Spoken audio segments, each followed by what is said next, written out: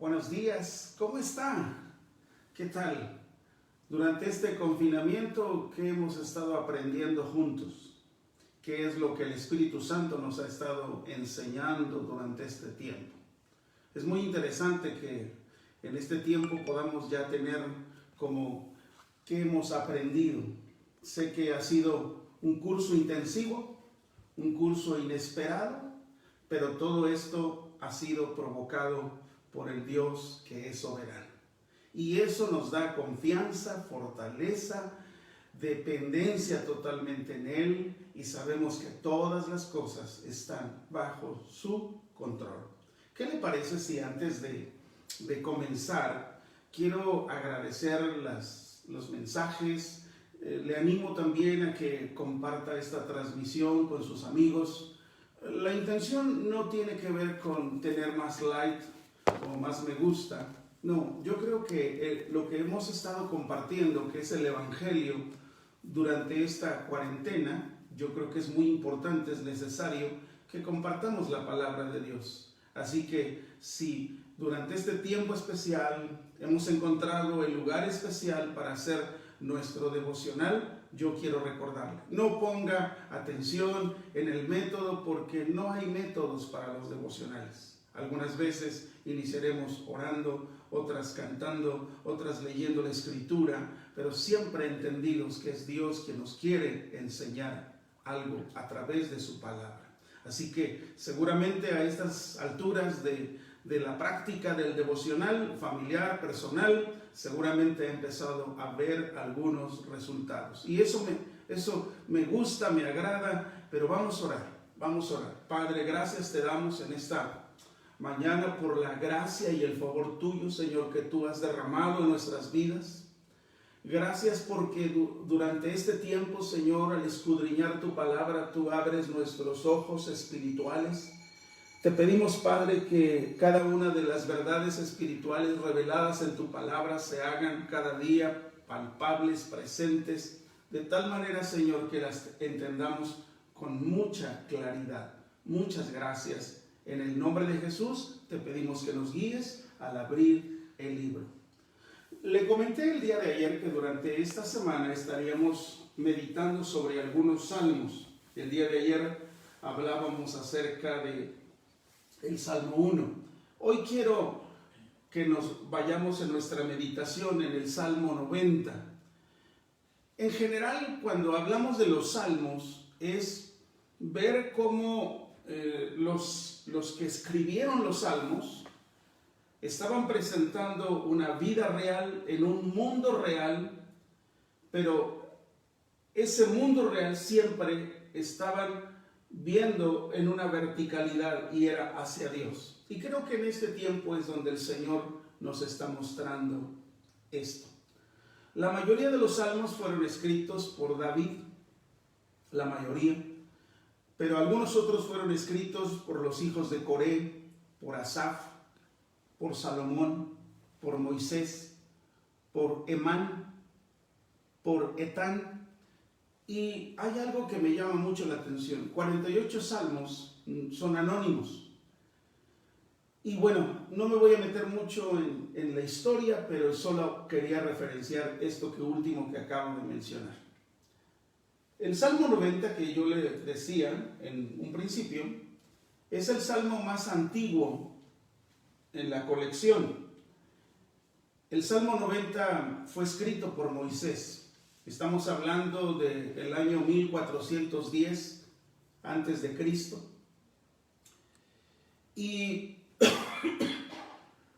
el periodo en el que se escribieron los salmos, más o menos están hablando de una historia de Israel de más de 900 años. El Salmo 90 es una reflexión sobre la eternidad de Dios, comparada sobre unos frágiles seres humanos, o sea, usted y yo, que vivimos en un mundo bajo maldición por el pecado. Así que, pensando en el tema del Salmo 90, ponga algo así como: la vida es corta, Dios es eterno.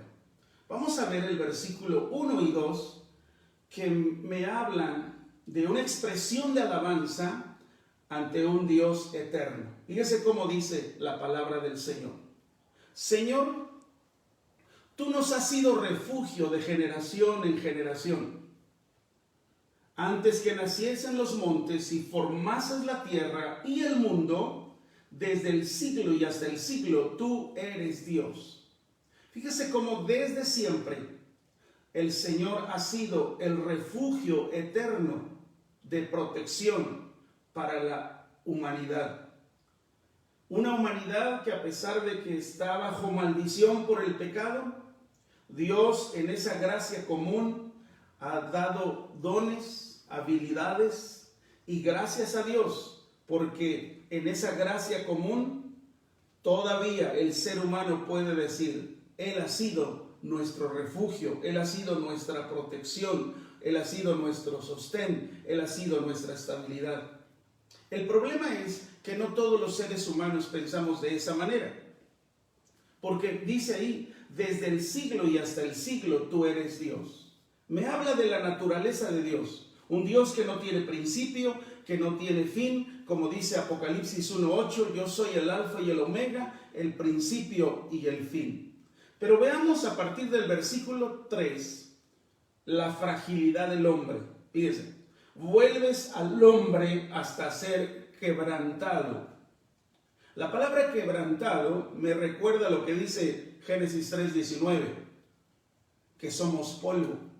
Estamos hablando de un material donde nos muestra que la vida es breve y nos recuerda que si somos polvo, la vida es breve y con muchas aflicciones.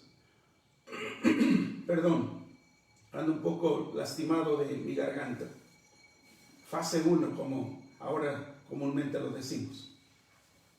Vivimos sedados o adormecidos por nuestros pequeños logros. Ese es el problema del hombre. Porque a pesar de que mi condición siempre desde el principio dice: vuelves al hombre hasta ser quebrantado, el hombre no lo hemos entendido de esa manera.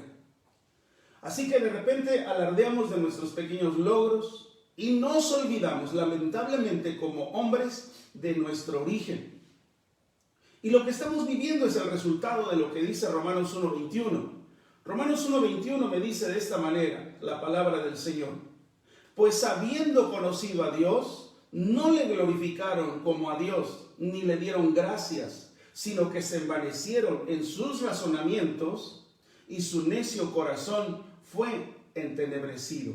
Ahora, a partir de esos versículos me habla de a qué compara Dios la vida del hombre. La vida del hombre, dice ahí en el versículo 4, como una de las vigilias de la noche. ¿Qué es una vigilia de la noche? Un periodo de 4 horas. Así dice que es el hombre. También en el versículo 5 me dice que es como un torrente. También me dice ese mismo versículo que es como un sueño. Como un sueño. Así que entonces ahí vemos una humanidad insensible ante la brevedad de la vida. Una humanidad que olvida la realidad de la ira de Dios, porque a pesar de que vivimos en un mundo caído, el hombre no lo ha entendido jamás de esa manera. Hay una advertencia, porque incluso no solamente me dice que es como una vigilia de la noche, como un torrente, como un sueño, sino también me dice acá en el versículo 9, que es como un pensamiento. ¿Te puedes imaginar lo que es la vida del hombre? Ahora, si eso es la vida del hombre, entonces, ¿qué tenemos que pensar ante todo esto? Ante la fragilidad del hombre, entonces, surge una expresión en el versículo 12 del Salmo 90, y creo que este es el foco principal al que quiero en esta mañana hacer alusión. Enséñanos de tal modo a contar nuestros días. Contamos los años, pero no nuestros días. ¿Por qué los días y por qué no los años? Porque los días me llevan a una reflexión cotidiana, necesaria, urgente. Ahora, cuando dice ahí, enséñanos de tal modo a contar nuestros días, el resultado va a ser que traigamos al corazón sabiduría. Es decir, cuando yo entiendo la brevedad de la vida, entonces ahora necesitamos urgentemente crecer en sabiduría. Y este es el taller en el que durante estos días seguramente el Señor nos está llevando. Crezcamos en sabiduría. Todos estamos pasando por desiertos muy similares, incertidumbre, dolor, que puede producir quebranto. Ahora, en este tiempo, crecer con sabiduría es pensar en otros, compartir con otros. ¿Qué es lo que voy a compartir? Lo que dice Pablo en la segunda carta a los Corintios, capítulo 1, versículo 3 y 4, el cual dice de la siguiente manera: bendito sea el Dios y Padre de nuestro Señor Jesucristo, Padre de misericordias y Dios de toda consolación. ¿Te das cuenta cómo en este tiempo estamos creciendo en sabiduría, en un tiempo de consolación? Dice, el cual nos consuela en todas nuestras tribulaciones, para que podamos también nosotros consolar a los que están en cualquier tribulación, por medio de la consolación con que nosotros somos consolados. Así que crecer en sabiduría es pensar en otros para consolar a otros. También crecer en sabiduría es que Dios me está permitiendo pasar por este desierto. Y este desierto, fíjate lo que dice Pablo a los romanos, en Romanos 8:28. Pasar por este desierto es como que necesito regresar al origen, reconocer que fui creado para darle gloria a Dios, mi creador, mi sustentador. Así que entonces, crecer en sabiduría es pensar en lo que dice Romanos 8:28. Y sabemos que a los que aman a Dios, todas las cosas les ayudan a bien. Esto es, a los que conforme a su propósito son llamados. Crecer en sabiduría es también, de acuerdo a lo que dice el Salmo 90:12, es amar al prójimo. Amar al prójimo debe ser algo evidente. Y amar al prójimo es pensar en alguien que de repente viene a tu mente y empiezas a ver que necesita el evangelio. Entonces empezamos a orar por esa persona y vamos a amarlo. ¿De qué manera? Llevándole quizás alguna despensa, puede ser, pero lo que más necesita esa persona es que abramos el libro y le compartamos el evangelio en medio de esta pandemia. ¿Por qué? Porque el evangelio no está incluido en esto. O sea, el evangelio no está en cuarentena. Y mira lo que dice Pablo a Timoteo en la segunda carta, capítulo 2, versículo 8 y 9. Dice, acuérdate de Jesucristo. Wow, mi primer recordatorio. Del linaje de David, resucitado de los muertos, conforme a mi evangelio. Ahí está el fundamento, ahí está la base, en el cual sufro penalidades y las sufro con gusto, con gratitud, porque Él me está formando. Él está usando esta pandemia para que mi vida, mi carácter, sea también formado al carácter de Cristo. Y me sigue diciendo en el versículo 9, en el cual sufro penalidades, hasta prisiones, a modo de malhechor. Pero algo decía Pablo, mas la palabra de Dios no está presa. Así que número 1 es compartir unos a otros en este tiempo. Número 2, crecer en sabiduría es estar reconociendo que este desierto me va a ayudar, porque todas las cosas me ayudan a bien. Tercero, puedo compartir el evangelio con alguien que necesita y que urgentemente necesita oír la palabra de Dios. Pero también es necesario, cuando me habla el versículo 12 de Salmo 90:12, enséñanos de tal modo a contar nuestros días que traigamos al corazón sabiduría. Me habla también de que pidamos sabiduría a Dios para administrar los recursos. Podríamos seguir leyendo todo el Salmo, porque creo que este es parte de nuestro devocional de este día. Y empezamos a ver cómo a partir del versículo 13 está la súplica ante el Dios de misericordia.